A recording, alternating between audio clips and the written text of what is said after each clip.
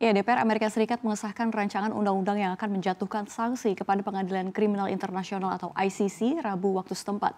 Hal ini dilakukan atas keputusan jaksa penuntut yang meminta surat perintah penangkapan bagi pejabat Israel terkait perang di Gaza.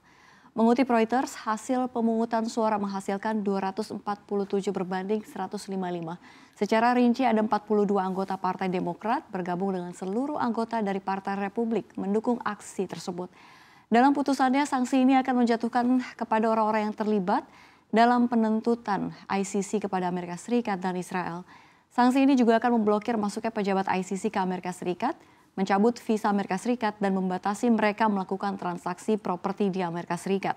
Nantinya rancangan undang-undang sanksi ini akan diajukan ke Senat sebelum akhirnya dapat disetujui.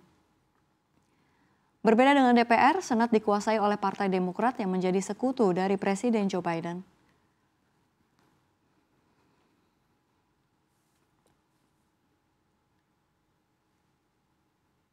Kita ke informasi selanjutnya, bos IKN mundur, Jokowi ungkap alasannya.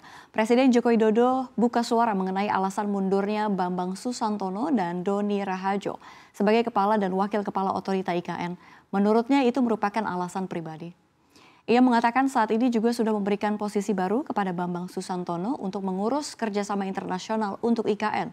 Menurutnya sosok Bambang mumpuni di kancah luar negeri untuk pembangunan di IKN. Sedangkan menurut Jokowi, Doni saat ini belum diberikan jabatan khusus lagi.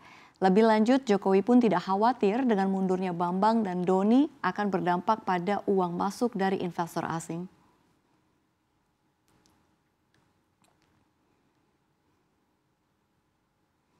Di informasi selanjutnya masih dari dalam negeri, warga Papua kini tengah menghadapi masalah pembabatan hutan adat Papua. Hashtag All Eyes on Papua kini beredar di beberapa media sosial, yang dimana kini sebagian perhatian masyarakat Indonesia tertuju pada nasib warga Papua.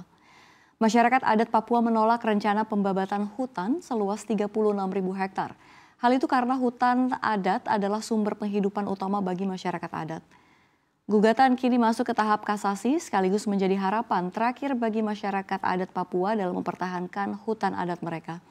Rencananya PT Indo Asiana Lestari akan membangun perkebunan di lahan seluas 36.000 hektar yang setara dengan luas separuh DKI Jakarta.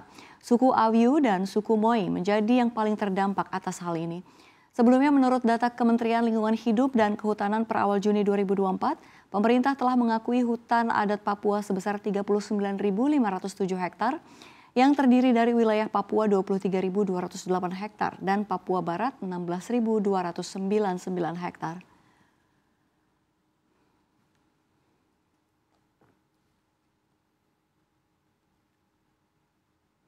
Ya, di informasi selanjutnya kita kembali lagi ke mancanegara. Presiden Amerika Serikat Joe Biden mengungkap alasan mengapa serangan Israel di Gaza masih terus berlanjut, kendati tekanan dari dunia internasional makin kuat.